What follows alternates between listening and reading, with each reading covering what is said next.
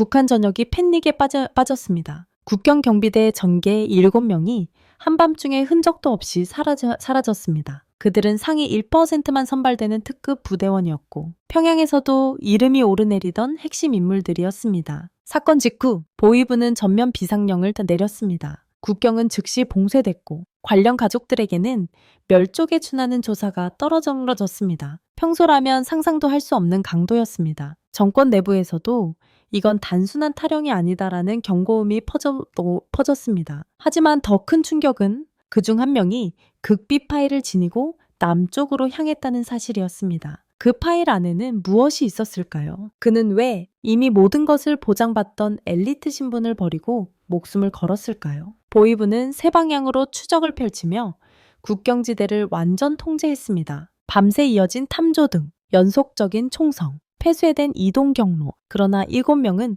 끝내 모습을 드러내지 않았습니다. 이 사건은 지금도 북한 내부에서 최대 금기어로 남아 있습니다. 그들 중 단 한 명만이 살아서 남쪽에 도착했습니다. 그리고 지금 그는 자신이 목숨 걸고 지켜온 진실을 처음으로 털어놓으려 합니다. 그가 가져온 비밀은 무엇일까요? 그를 쫓던 그림자는 지금도 존재할까요? 지금 감동 스튜디오에서만 들을 수 있는 북한 정예 경비대 7명 집단 탈북의 실제 기록입니다. 구독과 좋아요는 큰 힘이 됩니다. 인간은 절망의 끝에 서야만 비로소 자신이 어떤 존재인지 깨닫게 됩니다. 저는 그 사실을 남쪽에 오고 나서야 조금씩 이해하기 시작했습니다. 오랜 세월 동안 저는 국가가 만들어 놓은 틀 안에서 움직이며 그 틀이 곧 제 정체성이라고 믿었습니다. 하지만 지금 서울 외곽의 좁은 방에 앉아 이 기록을 남기려 할 때 저는 그 믿음이 얼마나 쉽게 흔들릴 수 있는 것이었는지 실감합니다. 저는 올해 42, 함경북도 회령 국경경비대에서 17년 동안 복무한 장교였습니다. 국경지대는 벌판보다 바람이 먼저 움츠러드는 곳이었고 두만강의 물결은 낮고 단단한 소리로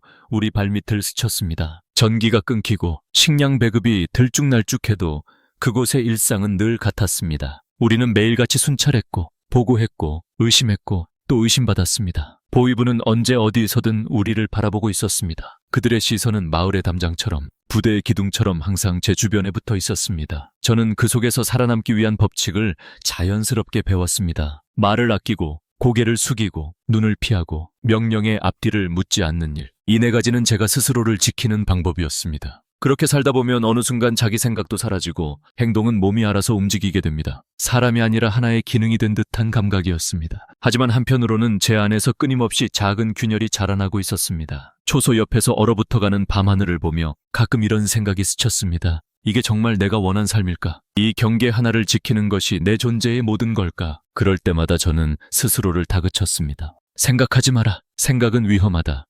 그 말은 마치 저를 보호하는 주문처럼 작용했지만 동시에 제 내면을 조금씩 갉아먹는 칼날이기도 했습니다. 부대 생활은 겉보기엔 규율이 세고 질서가 잡혀 있지만 그 안의 공기는 늘 팽팽했습니다. 누군가의 말투 하나, 표정 하나가 문제로 기록될 수 있었고 심지어 동료끼리도 서로를 완전히 믿지 못했습니다. 보위부에 호출되는 일이 생기면 부대 전체가 긴장했고 그 사람이 언제 돌아올지 혹은 돌아오지 못할지 아무도 예측할 수 없었습니다. 저도 몇 번 조사를 받은 적이 있지만 그때마다 심장이 가슴을 치는 소리가 너무 커서 혹시 그 소리까지 기록되는 건 아닐까 두려울 만큼 공포에 휩싸이곤 했습니다. 저는 제 직업에 자부심이 없었던 것은 아닙니다. 국경을 지키는 일은 가족의 안전과 국가의 명예를 지키는 일이라고 어릴 때부터 배워왔습니다. 아버지도 군인 출신이었고 저에게 반복해서 말했습니다. 국경은 사람의 생명보다 무겁다. 그 말은 제 삶 전체를 휘감는 명령이었고 저는 그 명령 아래에서 스스로를 규정하며 살아왔습니다. 그러나 어느 순간부터 그 말의 무게가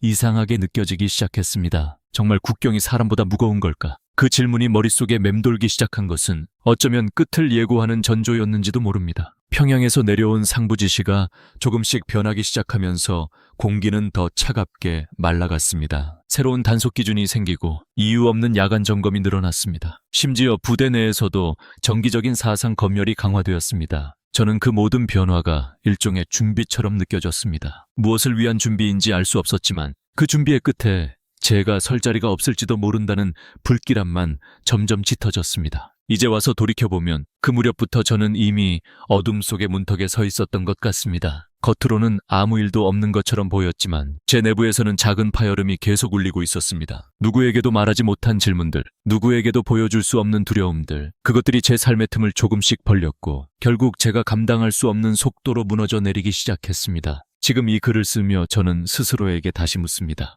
그때 내가 다른 선택을 했다면 지금의 나는 존재했을까?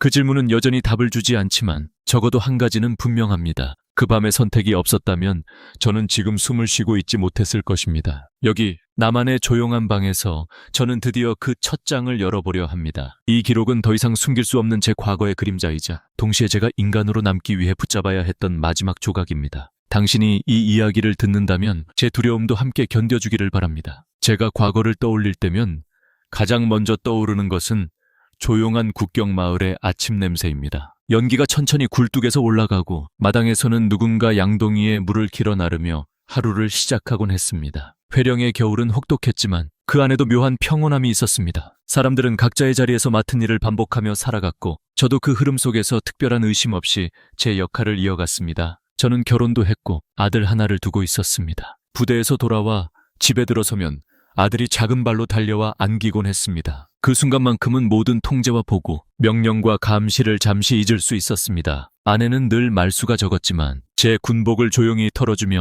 오늘도 고생했어요 라고 속삭이듯 말하던 사람이었습니다. 그 목소리는 제가 국경지대의 차가운 공기를 견딜 수 있게 해준 유일한 온기였습니다. 부대에서의 일상은 매우 규칙적이었습니다. 새벽 점호, 장비 점검, 순칼, 보고, 그리고 끝없는 문서 작성, 단속 대상자들의 명단은 날마다 업데이트되었고 우리는 마을을 통과하는 사람들의 표정 하나까지 기록해야 했습니다. 그러나 그 모든 과정이 익숙하고 당연하다고 여겨졌습니다. 국가의 안전을 위해서는 필요한 일이다. 이 문장은 늘 저를 설득했고 저는 그것을 의심하지 않으려 노력했습니다. 마을 사람들도 우리를 두려워하면서도 동시에 우리에게 기대고 있었습니다. 국경 근처에서 일어나는 작은 다툼이나 도난 사건도 경비대가 나서야 해결되었습니다. 어린아이들은 우리가 지나가면 조심스레 길을 비켜주었고 때로는 호기심 어린 눈으로 총과 군화를 바라보았습니다. 그 눈빛을 보면 이상하게 책임감 같은 것이 생겼습니다. 내가 이곳을 지켜야 한다.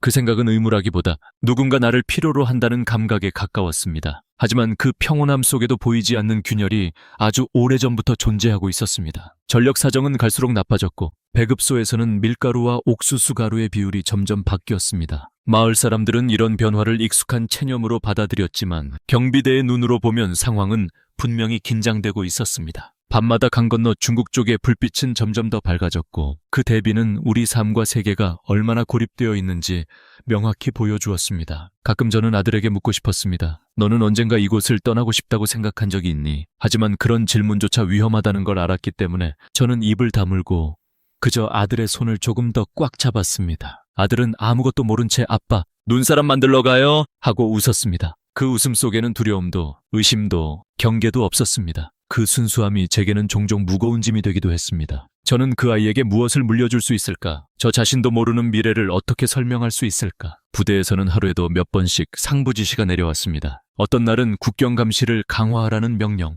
어떤 날은 외부 연락이 의심스러운 주민들을 특정하여 감시하라는 지침, 그리고 가끔은 이유도 설명되지 않은 통제 조치가 반복되었습니다. 이 모든 변화가 우리 일상의 평온함을 조금씩 갉아먹고 있었습니다. 하지만 그때 저는 단지 상황이 조금 복잡해졌나 보다 정도로만 생각했습니다. 돌이켜보면 그 시절에 저는 너무 순진했습니다. 부대의 공기 속에 도사리고 있던 불안함을 제대로 읽지 못했습니다. 아내는 때때로 말없이 창밖을 바라보며 깊은 생각에 잠기곤 했습니다. 제가 무슨 일이 있어? 라고 물으면 그녀는 잠시 눈을 깜빡이더니 그냥 요즘 마을 분위기가 좀 이상해요 하고 조심스럽게 말했습니다. 그 말을 들을 때마다 왠지 모를 울림이 남았지만 저는 늘 바쁘다는 이유로 피곤하다는 이유로 그 작은 신호들을 흘려보냈습니다. 하지만 이제 생각해보면 그 조용한 나날들은 폭풍 전의 고요에 가까웠습니다. 불안은 이미 우리 주변을 서서히 잠식하고 있었고 저는 그것을 보면서도 보지 않는 척했습니다. 그 균열이 결국 어떻게 터져나왔는지 그건 다음 순간부터 시작되었습니다. 그리고 저는 그 균열 속으로 무너져 떨어지기 시작했습니다. 그 이상한 기운이 처음 제게 닿은 건 어느 흐린 오후였습니다. 그날은 평소처럼 순찰을 마치고 초소로 돌아오던 길이었습니다. 안개가 강 위로 낮게 내려앉아 있었고 바람은 거의 불지 않아 소리 하나 없이 고요했습니다. 그런데 그 고요 속에서 저는 설명하기 어려운 묘한 긴장감을 느꼈습니다. 마치 누군가가 제 뒤에서 조용히 따라오는 듯한 숨을 죽인 공기였습니다. 초소에 도착하자마자 후임 병사가 급하게 달려와 말했습니다. 중대장님, 오늘 아침 보고가 누락된 게 있다고 합니다. 저는 잠시 멈칫했습니다. 보고 누락은 흔히 있는 일이 아니었습니다. 특히 요즘같이 검열이 빡빡한 시기에는 더욱 그랬습니다. 누락이라니, 무슨 보고? 제가 낮게 묻자 병사는 불안한 표정으로 답했습니다. 강 건너 불빛이 평소보다 많았다는 기록이 빠졌다고 합니다. 저는 그 말을 듣는 순간 등골을 타고 차가운 감각이 스쳤습니다. 누군가 의도적으로 삭제하지 않는 이상 사라질 수 없는 보고였습니다. 저는 즉시 기록부를 확인했지만 아무리 찾아도 해당 페이지는 빈칸으로 남아 있었습니다. 이럴 리가 없는데 누가, 왜 이런 사소해 보이지만 중요한 정보를 지웠을까? 바로 그때였습니다. 초소문이 세게 열리며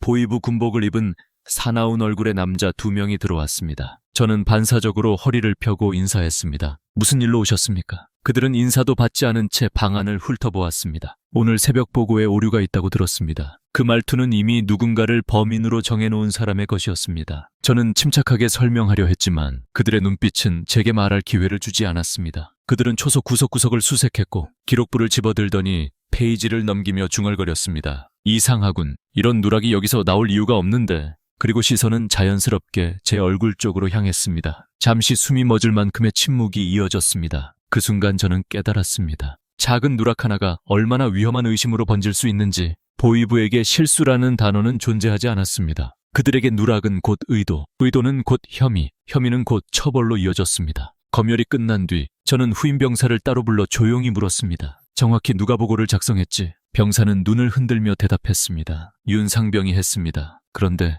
오늘 오전부터 보이지 않습니다. 보이지 않는다. 그 말은 단순한 결근이 아닐 가능성이 컸습니다. 어떤 경우에는 몰래 조사실로 끌려가기도 했습니다. 아무도 모르게 아무 흔적도 남기지 않고 저는 갑자기 손끝이 차가워지는 것을 느꼈습니다. 윤상병은 성실한 병사였습니다. 보고 누락을 할 사람이 아니었고 더군다나 사라질 이유도 없었습니다. 그의 빈자리에서 불길한 그림자가 피어오르는 느낌이 들었습니다. 집으로 돌아가는 길, 저는 온종일 마음이 가라앉지 않았습니다. 아내는 제 얼굴을 보고 살짝 놀랐습니다. 무슨 일 있었어요? 잠시 망설인 끝에 저는 짧게 대답했습니다. 아닌 것 같으면서도 뭔가 이상해. 아내는 아무 말 없이 제 옆에 앉아 있었다. 어둠이 천천히 집 안에 내려오는 동안 저는 계속해서 생각했습니다. 오늘 벌어진 일이 단순한 시작일까? 아니면 이미 누군가 무너지고 있는 걸까? 그날 밤 잠을 이루지 못한 채 천장을 바라보며 저는 스스로에게 질문을 던졌습니다. 보고 누락은 누구의 손에서 시작된 것일까? 그리고 보위부는 이미 누구를 의심하고 있는 걸까? 혹시 그 대상이 나일 수도 있는가? 작은 의심은 이렇게 시작되었습니다. 그리고 그 의심은 앞으로 저를 어디까지 몰아붙일 것인가? 윤상병의 실종 소식은 이틀 뒤 공식적으로 퍼졌습니다. 그러나 공식적으로라는 말은 어디까지나 겉으로 드러난 것일 뿐 부대 안에서는 이미 모두가 알고 있었고 모두가 침묵하고 있었습니다. 누구도 그의 이름을 먼저 꺼내지 않았고 그가 마지막으로 어디에서 무엇을 했는지 질문하는 사람도 없었습니다. 우리 모두가 알고 있었기 때문입니다. 질문은 곧 의심을 불러오고 의심은 곧 표적이 된다는 사실을 그날 오전 회의에서 중대장은 평소보다 훨씬 굳은 얼굴을 하고 있었습니다. 그는 말끝을 누르듯 낮게 말했습니다. 윤상병은 현재 상부 조사를 받고 있다. 누구든 불필요한 말은 삼가라. 그 말의 의미는 너무 분명했습니다. 상부 조사는 언제나 같은 결말로 이어졌습니다. 돌아오지 못하거나 돌아오더라도 다른 사람이 되어 나타났습니다. 회의가 끝나자마자 보위부 차량 2대가 부대 정문으로 들어왔습니다. 모래먼지가 바람처럼 일었고 군화를 신은 검은 그림자들이 건물로 향했습니다. 그 순간 부대 전체가 숨을 죽였습니다. 누군가의 작은 움직임에도 불필요한 의미가 부여되는 시간. 보위부가 도착한 순간부터 우리는 모두 잠재적 용의자가 됩니다. 그중 한 명이 제 이름을 불렀을 때 저는 반사적으로 등을 곧게 폈습니다. 장교 동무, 잠깐 나와보라오. 짧은 한 문장이었지만 그 한 문장이 제 심장을 움켜쥐었습니다. 저는 그들과 함께 청사 뒤편 작은 조사실로 들어갔습니다. 문이 닫히자 실내 공기는 완전히 달라졌습니다. 불빛은 희미했지만 차갑고 책상 위에는 아무런 장식도 없는 흰 종이와 철펜 하나만 놓여 있었습니다. 보위부 요원은 천천히 의자에 앉더니 질문을 던졌습니다. 윤상병이 보고 누락을 했다는 사실 언제 처음 알았어? 저는 최대한 침착하게 대답했습니다. 그날 초소 점검 중에 확인했습니다. 그러자 그는 눈을 가늘게 뜨더니 의심스러운 미소를 지었습니다. 점검 중에 너무 자연스럽군. 마치 기다리기라도 한 것처럼 순간 머리가 멍해졌습니다. 말 한마디가 이렇게 비뚤어질 수 있다는 걸 저는 매번 조사 때마다 깨닫곤 했습니다. 그들과의 대화에서 진실은 중요하지 않았습니다. 그들이 원하는 방향으로 해석될 뿐이었습니다. 윤상병이 최근에 이상한 행동을 보인 적은 없었소. 저는 잠시 생각한 후 고개를 저었습니다. 없었습니다. 그는 성실한 병사였습니다. 요원은 책상을 손가락으로 천천히 두드렸습니다. 툭, 툭, 툭. 그 소리가 마치 제 대답의 숨을 하나하나 눌러 죽이는 것 같았습니다. 장교 동무. 그가 몸을 앞으로 기울이며 낮게 말했습니다. 요즘 국경 주변에서 움직임이 많다는 보고가 계속 올라오고 있어. 그런데도 중대에서는 아무 이상이 없다고 보고했지. 이건 책임이 누구에게 있는 문제일까? 그 말은 사실상 협박이었습니다. 책임을 누군가에게 돌리라는 뜻. 그 누군가가 윤상병인지 아니면 나인지. 하지만 저는 대답하지 않았습니다. 대답하는 순간 제 말은 기록되고 기록은 혐의가 됩니다. 조사실에서 침묵은 때로는 유일한 방어였습니다. 요원은 잠시 저를 응시하더니 의자를 뒤로 밀었습니다. 그리고 짧게 말했다. 좋소. 오늘은 여기까지요. 그 말이 얼마나 무서운 말인지 그들은 모를 리 없었습니다. 오늘은이라는 단어는 다음에도 불러낼 것이다 라는 의미였습니다. 저는 조사실을 나와 복도로 향했습니다. 문이 닫히는 순간 다리에 힘이 빠져 잠시 걸음을 멈추었습니다. 숨이 깊어지고 심장 소리는 귀를 울릴 정도로 커졌습니다. 조사실에서 나오면 끝이라고 생각했던 건 순진한 착각이었습니다. 보위부의 관심은 한번 시작되면 쉽게 사라지지 않습니다. 부대 밖으로 나가자 후임이 조심스레 다가와 속삭였습니다. 중대장님, 또 누가 불렸답니다. 저는 무심한 척 물었습니다. 누구? 후임은 잠시 주위를 살피더니 낮게 답했습니다. 초의 하사가 아침부터 어디에도 없습니다. 또 한 명. 제 머릿속이 순식간에 어지러워졌습니다. 보고 누락은 단순한 실수가 아니라 이미 부대 전체를 뒤흔드는 균열이 되고 있었습니다. 그리고 그 균열은 점점 저를 중심으로 좁혀오는 듯 했습니다. 그날 밤 집에 돌아와도 마음이 가라앉지 않았습니다. 아내가 묻지도 못할 만큼 제 얼굴은 굳어 있었을 것입니다. 아들은 제 무릎에 기어올라 웃으며 말했습니다. 아빠, 내일 눈 오는데요. 그 웃음이 나를 붙잡는 마지막 희망 같으면서도 동시에 끔찍한 죄책감을 불러오는 순간이었습니다. 나는 저 아이를 지킬 수 있을까? 앞으로 다가올 파도가 얼마나 거셀지 나는 견딜 수 있을까? 그 모든 혼란 속에서 한 가지 생각이 떠올랐습니다. 윤상병의 실종. 이건 단순한 사건이 아니다. 그렇다면 누가 첫 번째 조각을 움직였을까? 그리고 다음 차례는 누구일까? 윤상병과 최하사의 실종이 이어진 뒤 부대는 말 그대로 얼어붙었습니다. 누군가의 발소리만 들려도 모두가 고개를 들었고 복도에서는 서로의 시선을 피하려는 기묘한 움직임이 반복되었습니다. 마치 우리가 모두 같은 그림자를 공유하고 있는 듯했지만 누구도 그 그림자의 이름을 입 밖에 내지 않았습니다. 그 혼란 속에서 저는 어느 날 밤 순찰 근무를 맡고 있었습니다. 달빛이 희미하게 강 위를 스치며 흔들렸고 바람이 거의 없어서 강물은 고요하게 흘러가는 듯 보였습니다. 그런데 뒤편에서 조용한 발자국 소리가 들렸습니다. 돌아보니 함께 근무를 서던 정중위가 어두운 얼굴로 서 있었습니다. 중대장님, 잠깐 얘기할 수 있습니까? 그의 목소리는 떨리고 있었고 평소의 침착함이 거의 느껴지지 않았습니다. 저는 주변을 살피고 조용히 대답했습니다. 여긴 위험해. 강가에서 멀어지자. 우리는 초소 뒤편 작은 경사면으로 이동했습니다. 달빛이 비껴가며 우리 그림자를 길게 늘어뜨렸습니다. 정중위는 숨을 한번 고르더니 마침내 말문을 열었습니다. 윤상병, 보고 누락한 사람이 아닙니다. 그 말은 제 가슴에 돌처럼 떨어졌습니다. 무슨 말이야? 그럼 누가? 정중위는 고개를 흔들며 말을 잘라냈습니다. 그게 문제가 아닙니다. 그 보고는 애초에 존재하지 않았을 수도 있습니다. 순간 모든 생각이 멈췄습니다. 없었다고? 어째서? 정중위는 주위를 또 한 번 살피며 더 낮은 목소리로 속삭였습니다. 며칠 전 보위부 요원 둘이 기록보관실에 다녀간 걸 봤습니다. 그리고 나서야 누락이란 말이 나왔습니다. 보위부가 먼저 다녀갔다고? 그렇다면 누락은 실수가 아니라 누군가가 만든 부족한 진실이었다는 것인가? 그 순간 공기가 갑자기 무거워진 것 같았습니다. 정확히 본 거 맞아. 제가 조심스럽게 물었다. 정중위는 깊은 숨을 내쉬었습니다. 저도 확신은 못합니다. 하지만 그날부터 뭔가 이상했습니다. 윤상병도 최하사도 그 둘이 사라지기 전 며칠 동안 계속 누군가에게 불려다녔습니다. 그 말을 듣는 순간 머릿속에서 퍼즐 조각들이 이상하게 맞춰지기 시작했습니다. 보고 누락이라는 사건의 시작, 실종된 병사 둘, 그리고 보위부의 갑작스러운 개입, 이 모든 게 하나의 선으로 이어지고 있었다. 하지만 그 끝이 어디로 향하는지 저는 차마 상상할 수 없었습니다. 정중위는 한참 침묵하다가 어렵게 입을 열었습니다. 중대장님, 저도 들었습니다. 상부에서 이번 사안에 국가보위성 특별조사령을 내렸다고. 저는 순간 숨이 턱 막혔습니다. 그 명령이 내려진 사건은 평범한 군 내부 문제가 아니었습니다. 그건 반역이나 기밀 유출 같은 반국가 범죄에만 적용되는 극비 명령이었습니다. 정중히, 너 지금 무슨 말 하는지 알고 있어? 제가 조심스레 묻자 그는 떨리는 목소리로 답했습니다. 네, 알고 있습니다. 그래서 말하는 겁니다. 지금 상황, 단순한 보고 누락이 아닙니다. 누가 뭔가를 만들고 있습니다. 그리고 그 표적은 우리 중 누군가일 겁니다. 그 말을 듣는 순간 심장이 깊은 곳에서 찢어지는 듯한 통증이 올라왔습니다. 내 이름도 이미 어딘가에 적혀 있는 것은 아닐까. 보이부 조사실에 걸린 흰 종이 한 장이 언제든 내 삶을 지워버릴 수 있는 것 아닐까. 저는 말을 잇지 못한 채 침묵했습니다. 정중이는 제 얼굴을 보더니 망설임 끝에 마지막 문장을 던졌습니다. 중대장님, 혹시 최근에 상부에서 비밀 지시 같은 거 받은 거 없습니까? 그 질문이 내 머리를 강하게 후려친 듯 했습니다. 있었다. 정말로 있었다. 단 몇 줄짜리 비밀 지시문, 내용도 모호했고 이유도 알 수 없었지만 그 지시는 분명히 우리 부대를 향해 내려왔습니다. 하지만 그 사실을 정중위에게 말할 수는 없었습니다. 말하는 순간 우리는 더 깊은 수렁으로 빠질지도 몰랐습니다. 정중위는 답을 기다리는 듯했지만 제가 아무 말도 하지 않자 결국 고개를 떨구었습니다.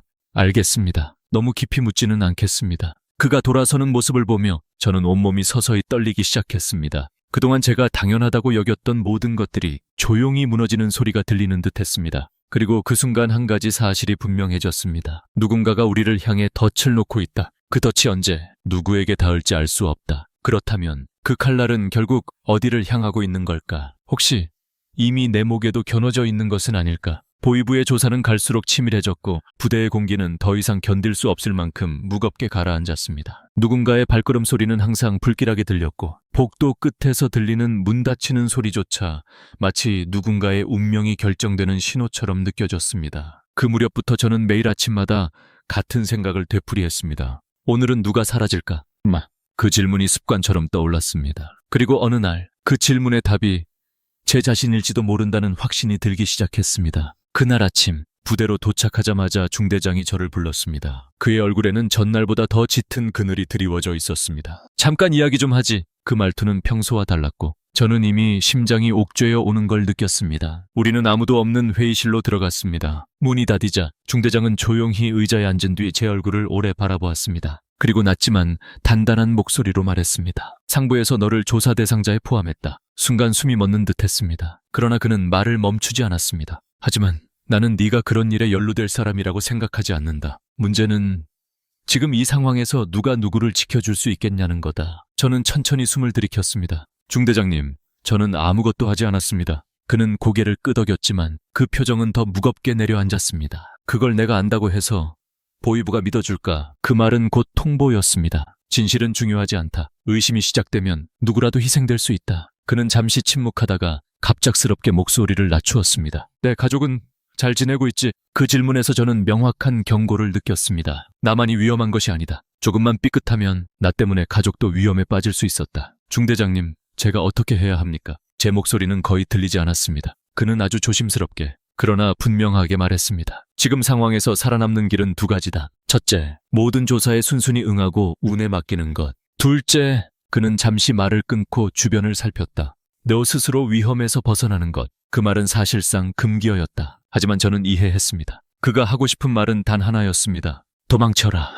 중대장님, 그게 무슨 뜻인지 압니다. 하지만 제게는 가족이 있습니다. 그는 고개를 끄덕였습니다. 그래서 더 빨리 결정해야 한다. 시간이 많지 않다. 저는 주먹을 세게 쥐었습니다. 두 개의 길, 하나는 확실한 파멸, 다른 하나는 생존이지만 모든 것을 버려야 하는 길. 그 순간 기억 속에서 아내의 얼굴이 떠올랐습니다. 아들의 웃음이 떠올랐습니다. 그리고 조사실의 차가운 불빛이 반쯤 열린 문틈으로 스며드는 장면이 떠올랐습니다. 나는 정말로 그곳으로 끌려가야 하는가? 모든 걸 빼앗기고 이름조차 지워질 수도 있는 곳으로. 중대장은 마지막으로 짧게 말했습니다. 정답은 내가 줄 수 없다. 하지만 살아남고 싶다면 움직여야 한다. 그날 오후 저는 집으로 돌아갔습니다. 아내는 제 얼굴을 보는 순간 불안한 눈빛을 숨기지 못했습니다. 무슨 일 있어요? 저는 잠시 아내를 바라보다가 끝내 고개를 들지 못했습니다. 아내는 떨리는 목소리로 다시 물었습니다. 당신 위험한 거죠? 저는 깊게 숨을 들이킨 뒤 짧게 대답했습니다. 그래. 그 한마디가 우리 사이의 마지막 장벽을 허물었습니다. 아내는 눈을 크게 뜨며 말을 잇지 못했지만 그 눈빛 안에는 공포와 절망, 그리고 묵묵한 결심이 뒤섞여 있었습니다. 그럼 어떻게 해야 하는데요? 아내의 그 한마디, 짧지만 제 평생 가장 무거운 질문이었습니다. 나는 이 가족을 어디로 이끌어야 할까? 살아남기 위해 무엇을 버려야 할까? 그리고 도망칠 수 있다면 그 끝은 어디일까? 그날 밤부터 우리 집은 조용한 요새처럼 변했습니다. 아무도 큰 소리를 내지 않았고 창밖을 보는 것조차 조심스러웠습니다. 아내는 아들의 입을 손으로 막으며 속삭였습니다. 밖에 누가 서 있는 것 같아요. 저는 천천히 창문으로 다가갔습니다. 커튼 틈을 아주 조금 열자 골목 끝에 낯선 그림자가 보였습니다. 가만히 서 있는 사람, 움직이지 않는 실루엣, 바람도 없는데 외투가 흔들리지 않는 모습. 본능적으로 알 수 있었습니다. 감시다. 그날 이후 매일 다른 사람처럼 보이지만 항상 누군가가 우리 집 근처에 있었습니다. 길모퉁기, 버려진 창고, 혹은 전봇대 옆, 그들은 특정한 행동을 하지 않았습니다. 하지만 그 존재만으로도 우리 가족의 숨을 조여왔습니다. 아내는 밥을 먹다가도 숟가락을 놓고 말했습니다. 이렇게 계속 살 수 없어요. 당신만 위험한 게 아니라 우리도 곧. 그녀는 끝내 말을 잇지 못했습니다. 저는 손을 잡아주며 겨우 한마디 했습니다. 조금만 버티자. 하지만 제 목소리에도 힘이 없었습니다. 부대에서도 이상한 일들이 반복되었습니다. 이름 모를 두세 명이 갑자기 사라지고 어제까지 함께 근무하던 병사가 오늘 아침엔 장비암도 치우지 못한 채 자취를 감추었습니다. 누구도 이유를 묻지 않았습니다. 묻는 순간 그 질문이 자신의 이름을 명단에 올리는 일이 될 수 있었기 때문입니다. 그리고 어느 날 결정적인 변화가 찾아왔습니다. 보위부가 전체 배치도를 새로 작성하겠다며 모든 장교의 이동 경로를 제출하라고 한 것입니다. 순찰 루트, 집까지의 거리, 가족 구성, 심지어 최근 3개월간의 지출 내역까지. 저는 종이를 받는 순간 깨달았습니다. 이건 조사 준비가 아니라 제거 준비다. 그날 밤 정중위가 숨을 몰아쉬며 제 집 뒤편으로 찾아왔습니다. 중대장님, 큰일 났습니다. 그의 얼굴은 흙처럼 창백했습니다. 오늘 본부에서 내려온 문건에 중대장님 이름이 있었습니다. 무슨 문건? 특별 선별 대상 명단. 심장이 깊게 내려앉았습니다. 그 명단에 오르면 그 사람은 더 이상 부대원이 아니라 조사 자원으로 취급됩니다. 조사 자원은 돌아오지 않습니다. 누가 봤다는 거야? 제가 이를 악물고 묻자 정중위는 고개를 숙였습니다. 저도 우연히 본 겁니다. 문건이 잠깐 책상 위에 놓였을 때 중대장님 이름이 세 번째 줄에 있었습니다. 순간 주변 공기가 소리를 삼켰습니다. 저는 숨을 쉬는 것조차 잊었습니다. 하지만 정중위는 이어서 말했습니다. 그리고 이상한 게 하나 더 있습니다. 그는 주위를 살피고 더 가까이 다가와 속삭였습니다. 명단 옆에 붉은 표식이 있었는데 보위부에서도 매우 드문 표시였습니다. 그건 우선 격리 대상이라는 뜻입니다. 우선 격리, 그 말은 즉각 체포, 즉각 이동, 그리고 사실상의 소멸을 의미했습니다. 저는 벽을 짚고 겨우 몸을 지탱했습니다. 마치 발 아래에서 땅이 천천히 무너지는 느낌이었습니다. 정중위는 떨리는 목소리로 말했습니다. 중대장님, 시간이 없습니다. 보위부는 이미 집을 감시하고 있고 내일 새벽이면 움직일 수도 있습니다. 저는 그의 손을 잡아 멈춰 세웠습니다. 왜 나를 돕는 거지? 그는 눈을 피하며 대답했습니다. 윤상병이 사라지기 전에 저에게 말했습니다. 뭐라고? 중대장님을 지키라고. 그 말은 폭발처럼 제 머릿속을 뒤흔들었습니다. 윤상병이 사라지기 전에 왜? 그는 무엇을 알고 있었던 것인가? 왜 마지막으로 남긴 말이 나를 지키라였던 것인가? 정중위는 마지막으로 이렇게 말했습니다. 중대장님, 진실이 뭔지는 모르지만 확실한 건 하나입니다. 그들은 이미 당신을 선택했습니다. 이제 당신이 선택할 차례입니다. 그 말이 끝나는 순간 먼 곳에서 들리는 군용 트럭의 엔진 소리가 밤을 갈랐습니다. 저는 본능적으로 느꼈습니다. 그 소리는 나를 찾으러 오는 소리라는 것을. 숨이 막힐 만큼 선명한 공포 속에서 저는 한 가지 질문만 머릿속에서 반복했습니다. 지금 움직이지 않으면 나는 내일을 맞이할 수 있을까? 군용 트럭 소리가 멀어지자 정적이 다시 골목을 감쌌습니다. 하지만 그 정적은 평온이 아니라 폭풍이 들이닥치기 전에 기묘한 고요였습니다. 정중위는 제 어깨를 붙잡으며 다급히 말했습니다. 중대장님, 지금 이 상황 그냥 도망쳐야 하는 문제가 아닙니다. 더 큰 게 얽혀 있습니다. 그의 얼굴은 이미 모든 희망을 잃은 사람처럼 보였습니다. 저는 떨리는 목소리로 물었습니다. 무슨 말이야? 더 큰 게 뭐라는 건데? 정중위는 입술을 깨물며 한참 망설이더니 마침내 입을 열었습니다. 사실 윤상병이 사라지기 전에 어떤 자료를 숨겼습니다. 그 순간 제 심장이 멈춘 듯 했습니다. 자료라고? 무슨 자료? 정중위는 주변을 살피며 더 낮게 속삭였습니다. 국경경비대 내부 고위급 부패 보고서입니다. 뇌물, 밀수방조, 인력 빼돌리는 비밀 루트까지. 이름이 적힌 사람들 중에 보위부 간부도 포함돼 있다고 했습니다. 저는 숨을 들이켰습니다. 그게 왜 나와 관련 있어? 정중위의 눈빛이 흔들렸습니다. 그리고 그의 다음 말이 나를 완전히 무너뜨렸습니다. 윤상병이 그 자료를 중대장님에게 전달하려 했습니다. 순간 머릿속이 하얘졌습니다. 저는 말이 나오지 않았습니다. 내게 왜? 정중위는 잠시 눈을 감고 떨리는 숨을 내쉬었습니다. 윤상병이 말하길 당신만은 믿을 수 있다고. 믿을 수 있다. 그 말은 칼날처럼 들렸습니다. 그는 왜 나를 믿은 것일까? 그리고 왜 그 믿음이 지금 내 삶을 파괴하는 칼이 되어 돌아온 것일까? 정중위는 이어서 말했습니다. 그 자료를 보위부가 먼저 눈치챘습니다. 자료가 사라졌고 그 직후 윤상병이 실종됐습니다. 그들이 보기엔 자료를 받았을 가능성이 가장 높은 사람이 중대장님입니다. 저는 그 자리에 서 있는 것이 힘들 정도로 흔들렸습니다. 숨이 턱 막히고 다리 끝이 떨렸습니다. 내가 그 자료를 받지도 않았는데. 정중위는 쓰디쓴 표정으로 고개를 저었습니다. 중대장님이 받았는지 아닌지는 중요하지 않습니다. 보위부는 이미 그렇게 판단했습니다. 결국 진실은 아무 의미가 없었다. 이미 만들어진 결론, 이미 적힌 이름, 이미 향하고 있는 칼날. 그때 문득 한 장면이 떠올랐습니다. 며칠 전 윤상병이 제게 다가오려다 멈칫했던 순간 그의 입술이 무언가를 말하려다 닫히고 눈빛만 떨리고 있던 그 장면. 그가 사라지기 직전 남긴 단 한 번의 머뭇거림. 그때 그는 말하려 했던 걸까? 그 자료를 내게 넘기려 했던 이유를, 그리고 그 주저함이 그의 마지막 순간이 되었던 걸까? 정중위는 조심스럽게 말을 이었습니다. 중대장님, 사실은 저도 그 자료를 본 적이 없습니다. 윤상병이 어딘가에 숨겼다고만 했습니다. 하지만 보위부는 그걸 당신이 가지고 있다고 믿고 있습니다. 저는 절망적으로 중얼거렸습니다. 내가 아니라는 걸 어떻게 증명하나? 정중위는 대답하지 못했습니다. 왜냐하면 그 질문의 답은 존재하지 않기 때문입니다. 북한 체제에서 결백은 증명할 수 있는 개념이 아니었습니다. 누군가의 의심이 곧 죄였고 죄는 곧 처벌이었습니다. 그때 멀리서 또다시 군 차량의 엔진 소리가 들렸습니다. 정중위는 놀라면서도 빠르게 결심한 듯 말했습니다. 중대장님, 더 이상 머뭇거리면 끝입니다.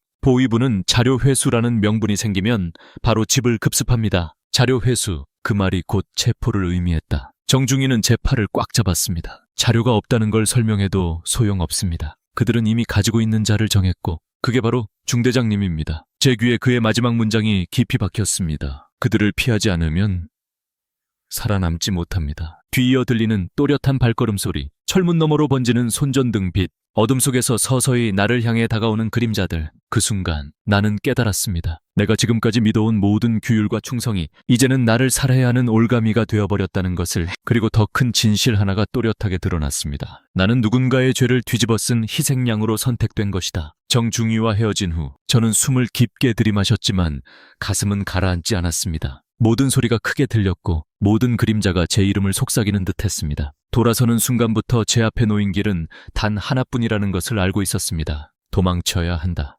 하지만 그 결심은 쉽게 입 밖으로 나오지 않았습니다. 집으로 돌아가는 길, 골목길은 평소처럼 조용했지만 그 정적이 오히려 더 날카롭게 느껴졌습니다. 누군가 창문 뒤에서 나를 지켜보고 있는 것 같았고 전봇대 위 빛나는 가로등조차 감시의 눈처럼 보였습니다. 바람이 불지 않는데도 마음속에서는 계속 웅궁거리는 소리가 났습니다. 공포의 소리였습니다. 집 문을 열자 아내가 달려와 제 손을 잡았습니다. 오늘도 또 따라오는 사람 있었죠? 나는 고개를 살짝 끄덕였습니다. 아내는 입술을 깨물며 눈시울을 떨었습니다. 이렇게는 더는 못 버텨요. 아들은 방에서 작은 나무 블록을 쌓고 있었고 아버지 얼굴을 본 순간 환하게 웃었습니다. 그 모습은 너무 평범해서, 너무 평화로워서 오히려 잔인했습니다. 나는 그 아이에게 무엇을 남기고 무엇을 빼앗게 되는 걸까? 그 아이의 평범한 웃음이 나 때문에 사라질 수도 있는 걸까? 아내가 낮은 목소리로 물었습니다. 당신 결심했어요. 나는 말없이 방 안을 둘러보았습니다. 낡은 군복, 벗겨진 벽지, 겨울이면 새어 들어오는 바람. 이 집은 우리가 가진 전부였지만 동시에 우리를 가두는 감옥이기도 했습니다. 당신 의견은? 제가 조심스레 묻자 아내는 마침내 눈을 들었습니다. 그 눈빛에는 두려움보다 더 깊은 무언가가 있었습니다. 살아야죠. 우리 살아야 하잖아요. 그 한마디는 결심을 확정하는 순간이었습니다. 나는 아내와 마주 앉아 처음으로 모든 것을 털어놓았습니다. 윤상병이 사라지기 전에 숨긴 기밀자료, 보위부가 나를 희생양으로 결정한 정황, 그리고 특별 선별 대상 명단에 내 이름이 올라갔다는 사실. 아내는 말 한마디 하지 못한 채 얼굴을 감싸고 떨었습니다. 그러다가 갑자기 손을 내려놓고 말했습니다. 언제 떠날 건데요? 나는 깊게 숨을 들이켰습니다. 너무 시간 끌면 안 돼. 며칠 안에, 아니, 아마 내일 밤이 마지막 기회일 거야. 그 말을 하는 동안에도 심장이 갈라지는 듯 아팠습니다. 떠나야 한다는 사실은 알았지만 정말 이렇게 갑작스럽게 모든 걸 버려야 한다는 현실을 마음이 받아들이지 못하고 있었습니다. 아내는 작은 보자기를 꺼내 몇 가지를 챙기기 시작했습니다. 아들의 옷, 약품, 약간의 마른 옥수수 가루, 그리고 결혼 반지를 조용히 풀어 제 손에 쥐어주었습니다. 혹시라도 당신 혼자 살아남아야 하는 순간이 오면 이걸 잃지 마요. 우리가 있었다는 걸 잊지 마요. 나는 그 말을 들으며 정신이 무너지는 느낌을 받았습니다. 아니야, 우리 셋이 함께 갈 거야. 내가 무슨 수를 써서라도. 아내는 아무 말도 하지 않았지만 그 눈빛은 이미 모든 결심을 끝낸 사람이었습니다. 그날 밤 우리는 잠을 이루지 못했습니다. 내일 밤 두만강을 건너야 한다고 생각하니 심장은 뛰고 손은 떨리고 생각은 끝없이 엉켜들었습니다. 누망항, 얼음처럼 차갑고 순찰이 강하고 단 한 번의 실수도 허락하지 않는 곳, 그곳을 가족과 함께 건너야 한다니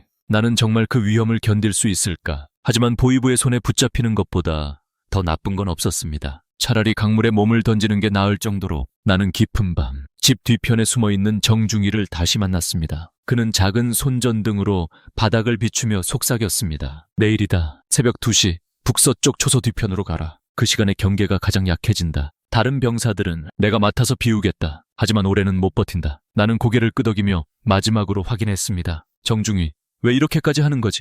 그는 짧게 대답했습니다. 난 윤상병한테 약속했으니까. 그리고 한참 뒤 아주 작은 목소리로 덧붙였습니다. 그리고 나라도 도와야 한다고 생각했습니다. 우리는 서로를 오래 보지 않았습니다. 많은 말이 필요하지 않았습니다. 우리는 둘 다 알고 있었습니다. 내일이 마지막이 될 수도 있다는 걸. 집으로 돌아오자 아침이 밝아오기 시작했습니다. 새벽빛이 벽을 타고 내려오며 집 안을 희미하게 비추었습니다. 나는 침대에서 곤히 자는 아들을 바라보았습니다. 그 작은 손, 작은 숨결, 작은 기대. 나는 속삭였습니다. 아들아, 아빠가 널 지킬게. 끝까지. 그 말은 다짐이면서 기도였습니다. 바람은 없었지만 그날의 공기는 유난히 불안하게 흔들리고 있었습니다. 마치 내일의 선택을 경고하듯이 이제 남은 건 하나뿐이었습니다. 두망항을 향해 움직일 것인가? 아니면 보위부의 손에 잡혀 모든 것을 잃을 것인가? 그날 밤 시간은 이상하리만큼 느리게 흘렀습니다. 아내는 마지막으로 짐을 확인했고 아들은 잠든 척하면서도 계속 뒤척였습니다. 바람은 거의 불지 않았지만 창문 틈새에서 새어나오는 기운은 유난히 차가웠습니다. 마치 강물이 우리를 부르고 있는 듯했습니다. 시계가 자정을 넘자 나는 군복을 벗고 평범한 옷으로 갈아입었습니다. 군복을 벗는 순간 마치 내 몸의 한 조각이 떨어져 나가는 느낌이 들었습니다. 하지만 감상에 빠질 틈은 없었습니다. 우리는 살아야 했습니다. 새벽 1시 40분 집을 나섰습니다. 발걸음이 바닥에 닿는 소리조차 너무 크게 느껴졌습니다. 아들은 아내 품에 안긴 채 숨소리 하나 내지 않고 있었고 아내는 두 손으로 아이를 감싸며 걸었습니다. 길모퉁이를 지날 때 나는 본능적으로 멈춰 섰습니다. 어둠 속 익숙한 그림자, 누군가 서 있었습니다. 얼어붙을 뻔한 순간 그 남자는 고개를 아주 천천히 돌려 다른 방향으로 시선을 돌렸습니다. 우리를 못 본 게 아니었다. 그냥 못 본 척한 것이었다. 나는 그 순간 깨달았습니다. 감시하는 자들 사이에서도 눈을 감아주는 이들이 있다는 것을, 그리고 그들은 말을 할 수 없을 뿐 이미 모든 걸 알고 있었다는 것을. 새벽 2시 우리는 약속된 초소 뒤편에 도착했습니다. 희미한 달빛 아래 정중이가 숨어 있었습니다. 그는 손을 들어 우리를 재촉했습니다. 지금이다. 순찰 2명 내가 돌려보냈다. 하지만 10분 이상은 못 버틴다. 나는 짧게 고개를 끄덕였습니다. 정중이, 고맙다. 그는 손을 꽉 쥐고 말했습니다. 가십시오. 살아남아야 합니다. 우리는 강가로 향했습니다. 잡초 사이로 숨어 걷는 동안 마음은 점점 더 조여왔습니다. 두만강이 가까워질수록 공기는 습해졌고 발밑에 흙은 차갑게 젖어 있었습니다. 강물 소리가 점점 커졌습니다. 그 소리는 자유의 길이면서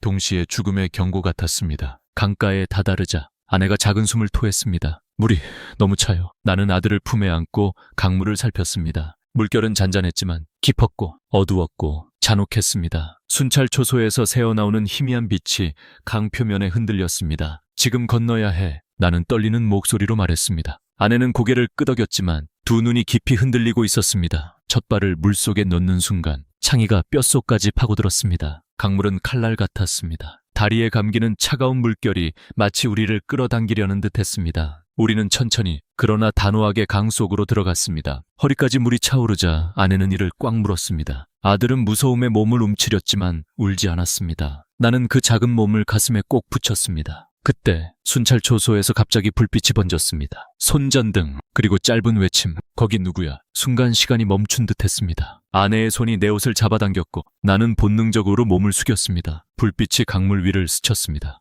빨리. 내 목소리도 모르게 터져나왔습니다. 우리는 강물 속을 헤치며 필사적으로 움직였습니다. 물은 더 차가워졌고 다리는 둔해졌습니다. 숨이 가빠지고 폐가 쪼여들었습니다. 뒤에서 외침이 더 커졌습니다. 그리고 총성, 당! 물 위에 하얀 물보라가 터졌습니다. 아내가 작은 비명을 질렀습니다. 쏜다! 또 한 번 총성이 울렸습니다. 어둠 속에서 목숨이 갈라지는 소리처럼 들렸습니다. 나는 아들을 품에 안은 채 거의 뛰다시피 물살을 밀었습니다. 강물은 무겁고 몸은 더디고 숨은 타들어갔습니다. 하지만 멈출 수 없었습니다. 멈추면 끝이었습니다. 저기야. 아내가 떨리는 손가락으로 강 건너 어둠 속의 낮은 둔덕을 가리켰습니다. 순간 또 하나의 총성이 밤을 찢었습니다. 탕! 물속에서 흙이 튀었고 물결이 치솟았습니다. 나는 이를 악물고 더 깊이 앞으로 나아갔습니다. 드디어 발이 바닥에 닿았습니다. 그리고 다음 순간 우리는 강물에서 밀려 올라오며 풀숲 사이로 몸을 숨겼습니다. 숨을 들이마시는 것도 고통이었습니다. 전신이 떨리고 차가움이 뼛속에 스며들었습니다. 하지만 우리는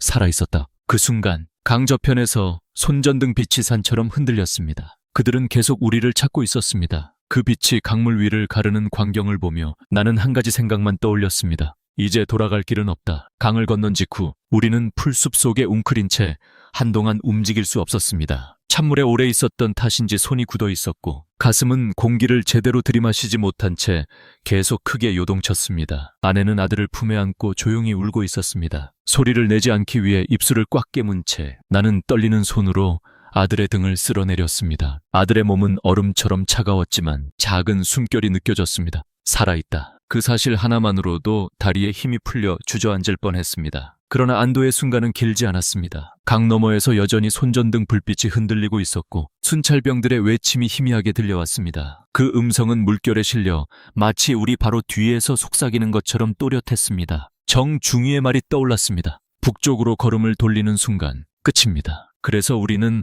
눈물을 삼키고 다시 일어섰습니다. 멈추면 안 되었기 때문입니다. 강에서 멀어질수록 땅은 더 울퉁불퉁해졌고 발밑의 돌들은 젖어 있어 미끄러웠습니다. 나는 아내의 손을 잡고 균형을 잡아주며 조용히 말했습니다. 조금만 더 가면 돼. 여기가 끝이 아니야. 하지만 속으로는 확신조차 없었습니다. 이 밤이 어디까지 우리를 데려갈지, 이 길의 끝에 무엇이 있는지 나는 아무것도 모른 채 걸음을 옮기고 있을 뿐이었습니다. 산비탈을 따라 30분 넘게 걸었을 때 멀리서 낮게 흔들리는 희미한 불빛이 보였습니다. 나는 긴장한 채 아내를 뒤로 숨기고 다가갔습니다. 가까이 가보니 작은 창고처럼 보이는 허름한 건물이었습니다. 문틈으로 새어나온 불빛, 그리고 안쪽에서 들리는 낮은 목소리. 아내가 제 옷소매를 잡고 속삭였습니다. 혹시 중국 쪽 사람들일까요? 나는 작은 숨을 들이켰습니다. 모른다. 하지만 지금은 선택지가 없다. 나는 조심스럽게 문을 두드렸습니다. 잠시 정적이 흐른 뒤 문이 아주 조금 열렸습니다. 중년의 남성이 얼굴을 내밀며 우리를 위아래로 훑어보았습니다. 그 순간 그의 눈빛이 조금 흔들렸습니다. 북한에서 왔소. 나는 대답 대신 고개를 숙였습니다. 그는 잠시 망설이다 문을 열어젖혔습니다. 어서 들어오시오. 밖에 오래 있으면 위험하오. 우리는 창고 안으로 들어갔습니다. 안에는 난로 하나가 희미하게 불을 밝히고 있었고 몇 장의 낡은 담요가 바닥에 펼쳐져 있었습니다. 남자는 말없이 우리에게 담요를 건넸습니다. 아내는 아들을 감싸며 담요를 둘러주었고 나는 오랜만에 느껴보는 온기에 잠시 눈을 감았습니다. 살아있다는 것이 이렇게 실감나는 순간은 처음이었습니다. 남자는 조용히 말했습니다. 요즘 국경에서 많이들 넘어오. 여기까지 온 것만으로도 운이 좋은 거요. 나는 낮게 물었습니다. 어떻게 아셨습니까? 그는 담담하게 대답했습니다. 북한 사람은 금방 티가 나오. 눈빛이 늘 뒤를 보오. 그 말은 가슴 깊숙이 파고들었습니다. 정말로 그랬습니다. 우리는 계속해서 뒤를 보며 살아왔다. 잠시 뒤 남자는 더 가까이 앉아 작은 목소리로 말했습니다. 당신들 여기 오래 있을 수는 없소. 밤이 깊어지면 안내자가 올 것이요. 그 사람 따라가면 안전한 곳까지 갈 수 있을 거예요. 안내자, 브로커일 수도 있고 혹은 또 다른 위험일 수도 있었습니다. 하지만 달리 선택지는 없었습니다. 아내는 손을 꼭 잡으며 조용히 물었습니다. 믿을 수 있을까요? 나는 그녀의 손을 감싸며 말했습니다.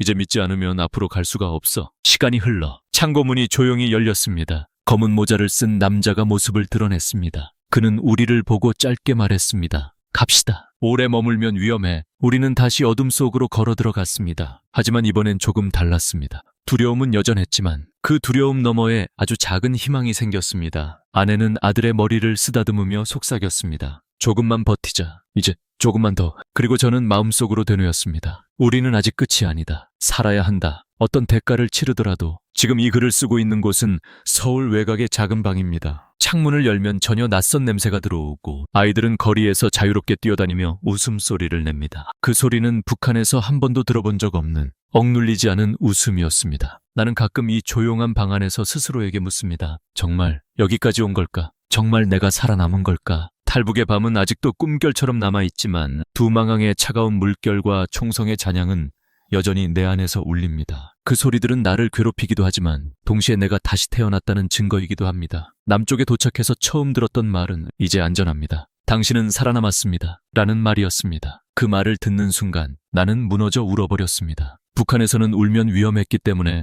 나는 오랫동안 울지 않는 법을 몸에 익혀 살아왔습니다. 하지만 그날 처음으로 마음이 허물어졌습니다. 하나원에 도착했을 때 아내는 침대 모서리에 앉아 조용히 기도하듯 눈을 감고 있었습니다. 아들은 새 옷을 입고 작은 장난감을 만지작거리며 옅은 미소를 짓고 있었습니다. 나는 그 모습을 보며 깊은 숨을 들이마셨습니다. 우리가 살았다. 그 사실이 실감나는 데는 참 오래 걸렸습니다. 적응 과정은 쉽지 않았습니다. 언어도 달랐고 생활 방식도 낯설었고 무엇보다도 감시 없는 일상이라는 것이 처음에는 오히려 불안했습니다. 잠결에 누가 문을 두드리는 것 같아 벌떡 일어나기도 했습니다. 아내도 밤마다 뒤척였고 아들은 꿈에서 깨어 울면서 아빠, 불빛이 보여요 라고 말한 적도 있었습니다. 하지만 시간은 우리에게 조금씩 새로운 피부를 만들어 주었습니다. 차가운 물을 견디던 몸은 따뜻한 바람에 익숙해졌고 조심스러웠던 걸음은 조금씩 안정되기 시작했습니다. 아들은 학교에 다니기 시작했고 아내는 낯선 땅에서 작은 일을 시작했습니다. 우리 가족은 그렇게 조심조심 사라졌습니다. 어느 날 아들이 제게 물었습니다. 아빠, 우리는 왜 여기 온 거예요? 나는 한동안 답하지 못했습니다. 많은 단어들이 떠올랐지만 어떤 말도 이 아이에게 그 밤의 공포를 설명해 줄 수는 없었습니다. 그래서 결국 저는 이렇게 말했습니다. 살기 위해서 왔어. 그리고